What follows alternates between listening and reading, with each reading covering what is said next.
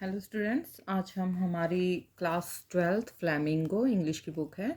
इसका chapter number 3 के deep water के क्वेश्चन आंसर हम करेंगे। विलियम डगलास इसके राइटर हैं। तो फर्स्ट हमारा क्वेश्चन रहेगा, what is the miss adventure that William Douglas speaks about. किस मिस एडवेंचर के बारे में विलियम डगलास जो है यहाँ पे बात कर रहे हैं या हमें बता रहे हैं। William O Douglas had just learn swimming. जो विलियम ओ डगलास थे उन्होंने अभी स्विमिंग सीखी ही थी। One day an 18 years big bruiser picked him up and tossed him into the 9 feet deep swimming pool. एक दिन एक 18 ईयर्स ओल्ड मतलब अच्छा मसल वाला लड़का आया और उसने उसको उठाया और पूल के नीचे मतलब जो स्विमिंग पूल था उस 9 फीट गहरा था उसमें उसको धक्का दे दिया। ठीक है, मतलब पीछे से धकेल दिया उसको। He hit the water surface in a sitting position. अब जैसे वो बैठा हुआ था, बैठे बैठे को उसने स्विमिंग पूल में धक्का दे दिया, तो वो वैसे बैठा बैठा ही सिटिंग पोजीशन में ही वाटर के सरफेस पे उसने हिट किया और वो नीचे की तरफ जाने लगा। When he swallowed water, he was nearly died in this misadventure। और जैसे ही मतलब उसने उसको धक्का दिया और वो पानी के सरफेस से नीचे की तरफ जाने लगा, तो उसके अंदर उसकी बॉडी के अंदर बहुत सारा पानी, क्योंकि एकदम उसको पता नहीं था कि हाँ भी पीछे से कोई ऐसे धक्का दे देगा, सारी जो पानी था वो उसकी बॉडी के अंदर जाने लगा, वो निगलने लगा पानी को, जिससे कि ये जो मिस एडवेंचर था उससे इसमें उसकी डेथ भी होने वाली थी। मतलब अगर थोड़ी देर और वो पानी के अंदर रह जाता तो उसकी डेथ हो जाती। What were the series of emotions and fears that Douglas experienced when he was thrown into the pool? What plans did he make to come to the surface?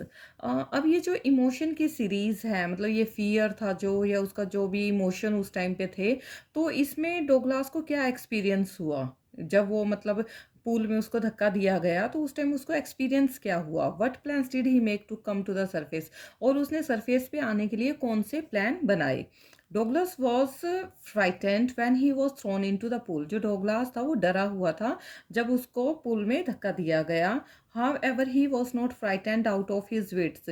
मतलब पहले तो वो नहीं डरा था, मतलब उसने कोशिश की कि किसी तरह मैं पानी से बाहर निकला हूँ।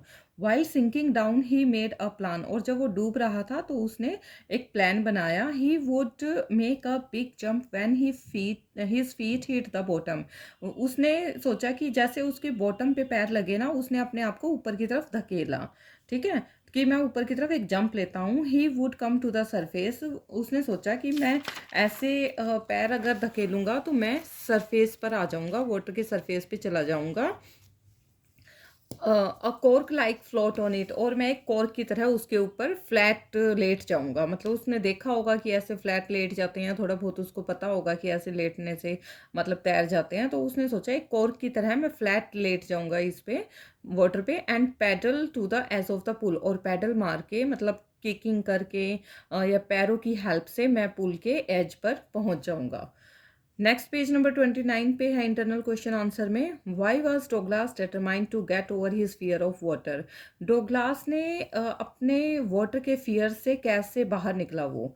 His fear of water ruined his fishing trips. उसका जो वाटर का फियर था, इससे उसके जितने भी फिशिंग ट्रिप्स थे वो खराब हो जाते थे।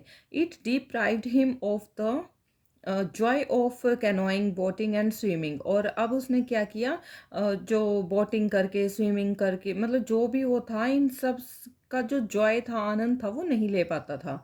डोगलास used every way he knew to overcome this fear. उसने हर तरीके से अपने आप को इस फियर से निकालने की कोशिश की।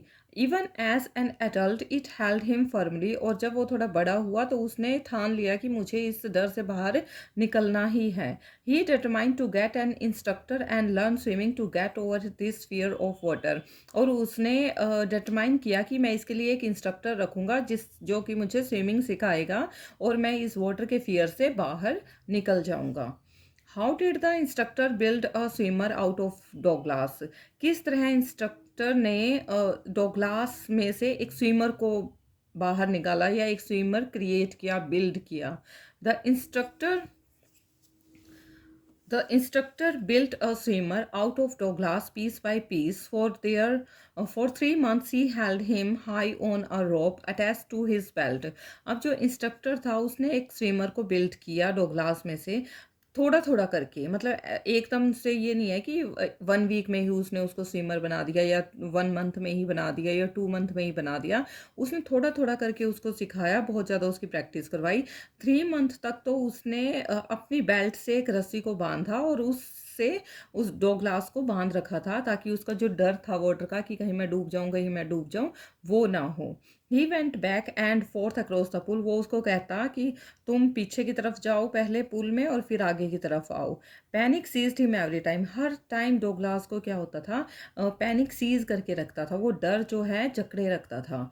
But the instructor taught Douglas to put his face under water, लेकिन इंस्ट्रक्टर ने डोगलास को सिखाया कि जब आप सांस लेते हो, मतलब जैसे अंदर फेस किया तुमने वाटर के, तब उसको एक्सेल करो, मतलब आपको सांस को छोड़ना है।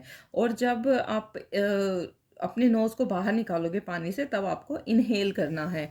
तो इसकी बहुत ज़्यादा जो इंस्ट्रक्टर है उसने डोगलास की प्रैक्टिस करवाई।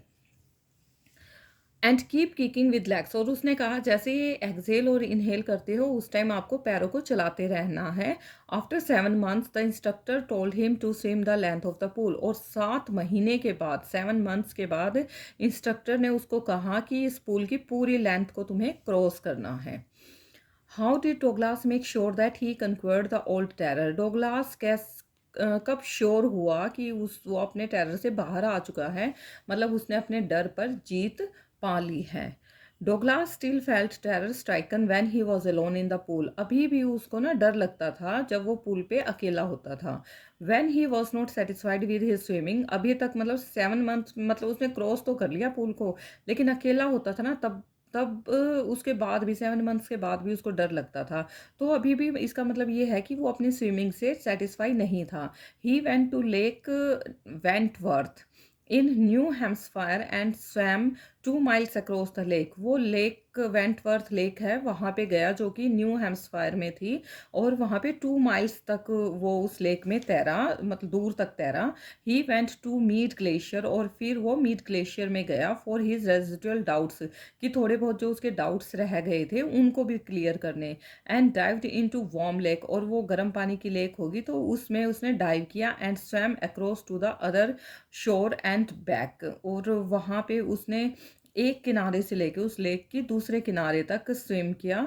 दस he made sure that he had conquered the old terror, तब उसको अपने ऊपर यकीन हुआ कि हाँ, अब मैं पानी के डर से पूरी तरह बाहर निकल चुका हूँ।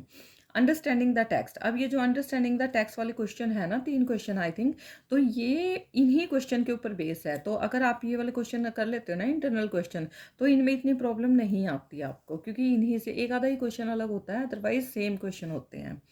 How does Douglas make clear to the reader the sense of panic that gripped him as he almost drowned?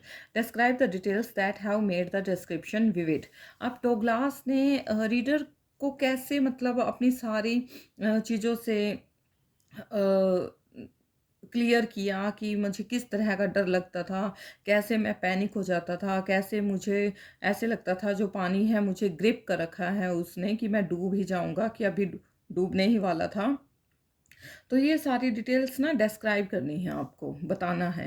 डोगलास gives a detailed account of his feelings and efforts to save himself from getting drowned.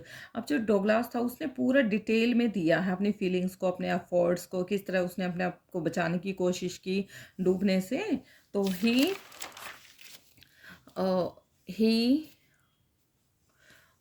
Uses literary devices, इसके लिए उसने ना literary devices का भी use किया है। Literary devices मैंने आपको पहले उसमें करवा रखे हैं वीडियो में, जैसे कि एलिट्रेशन हो गया, रिपीटिशन हो गया, मेटाफर हो गया, और पन हो गया। ये जितने भी पोइटिक डिवाइसेस हैं, जिस जो जो इसको यूज़ के लगे, उन सारे लिटरेरी डिवाइसेस का इसने यूज़ किया है to make the description graphic and vivid, मतलब ग्राफिकली, ताकि सोच सके। इमेजिनेशन जो है, स्टूडेंट्स की इमेजिनेशन या रीडर की इमेजिनेशन में वो सारी चीज़ें आ सकें, तो इन डिवाइसेस की हेल्प ली है। For example, I was suffocating, अब उसने कहा आई वॉज सफोकेटिंग, मतलब उसका दम घुट रहा था पानी के अंदर, उससे सांस नहीं लिया जा रहा था। आई ट्राई टू येल, और वो कोशिश कर रहा था बाहर निकल निकल के सांस लेने की, मुंह मुंह को खोल खोल के। येल क्या होता है, मुंह को खोलना पूरी तरह से। तो उसने बहुत कोशिश की, but no sound come came out, लेकिन उसको किसी की भी कोई साउंड नहीं आ रही थी, ना ही उसको सुनाई दे रही थी, ना ही वो किसी को आवाज़ लगा पा रहा था, तो दोनों ही तरफ से साउंड नहीं आ रही थी। How did Douglas overcome his fear of water? Douglas अपने वाटर के फियर से कैसे बाहर निकला? When Douglas grew up, he took the help of an instructor to learn swimming.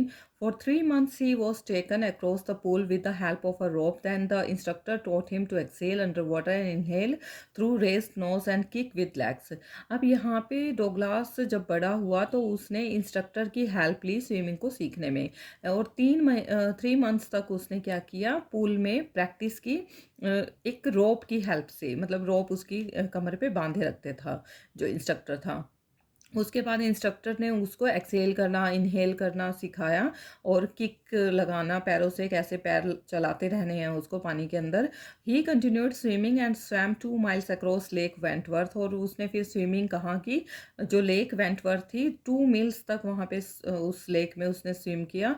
Then he overcome his fear of water, उसके बाद उसको लगा कि हाँ, मेरा जो फियर है वो कम होता जा रहा है। Why does Douglas, as an adult, recount a childhood experience of terror and his conquering of it? What larger meaning does he draw from this experience? डोगलास मतलब जब वो बड़ा हुआ तो कैसे उसने अपने चाइल्डहुड एक्सपीरियंस को रिकाउंट किया, जो टेरर था और जो उस टेरर से बाहर निकला, वो कैसे उसने उसको एक्सपीरियंस को रिकाउंट किया? What larger meaning does he Drew from this experience, और अपने इस एक्सपीरियंस से वो क्या बताना चाहता है हम सबको? The experience of terror was a handicap Douglas suffered from during his childhood. जो ये टेरर का एक्सपीरियंस था उसके चाइल्डहुड से, मतलब उसको लगता था, मैं हैंडीकैप जैसा फील करता है ना, वैसा ही फील कर रहा था वो, कि मैं वाटर के पास नहीं जा पाता, मैं वाटर में, मतलब सभी फिशिंग कर रहे हैं, वो फिशिंग को भी जो इंजॉय नहीं कर पा रहा था। तो हर तरह से वो अपने आप को हैंडीकैप समझने लगा था, और उसको ये था कि मुझे अब ये जो मेरे अंदर कमी है ना, मुझे इसको कहीं ना कहीं से इम्प्रूव करना पड़ेगा। His कंक्यूरिंग his कंक्यूरिंग of it shows his determination. उसके बाद जो उसने जीत हासिल करने की कोशिश की ना, अपनी डिटर्मिनेशन से, अपनी विल पावर से, और अपनी पर्सनैलिटी की डेवलपमेंट की उसने, ठीक है। तो ये सारी चीज़ें बताती हैं कि उसकी जीत को शो करती हैं कि हाँ भाई, अगर डिटरमाइंड हो गए तुम, तो तुम किसी भी चीज़ को पा सकते हो, जो भी गोल है आपका उसको पा सकते हो। उसके लिए आपको अपनी विल पावर को स्ट्रॉन्ग करना पड़ेगा, अपनी पर्सनैलिटी तक को चेंज करना पड़ेगा। He drew a larger meaning from this experience, और उसने अपने इस एक्सपीरियंस से बहुत बड़ा जो मीनिंग है वो सबको बताया है। In death there is peace. Death में क्या है? पीस है, शांति है, ठीक है। मर जाओगे तो कोई प्रॉब्लम नहीं है। There is terror only in the fear of death. सिर्फ ये एक डेथ का एक डर होता है और कुछ नहीं है, ठीक है। डेथ क्या है? एक शांति है, हमारे जो बॉडी है वो रिलैक्स है, शांत है, बिल्कुल काम है। He had experience both the sensation of dying and the terror that fear of it can produce. उसको दोनों चीज़ों का एक्सपीरियंस हो चुका था, क्योंकि वो मौत के बिल्कुल पास था उस टाइम पे जब वो छोटा था। तो उसको डेथ का भी एक्सपीरियंस है, और उसको जो टेरर है था उस वाटर का, या अपनी डेथ का जो टेरर था, दोनों का उसको बहुत अच्छा एक्सपीरियंस था, और दोनों के बारे में ही उसको बहुत अच्छे से पता था। तो उसने कहा, तभी उसने कहा है डेथ क्या है? सिर्फ एक पीस है जो हमारी बॉडी को इनएक्टिव कर देता है, और कुछ नहीं है। तो डेथ से हमें डरना नहीं चाहिए, बल्कि अपने फियर को भगाना चाहिए, अपने से दूर उसको हटा देना चाहिए अपनी लाइफ में से, ठीक है। तो ये हमारे जो क्वेश्चन आंसर है ये कंप्लीट हो चुके हैं, और नई वीडियोस के लिए लाइक, शेयर और सब्सक्राइब करते रहना। Thank you all.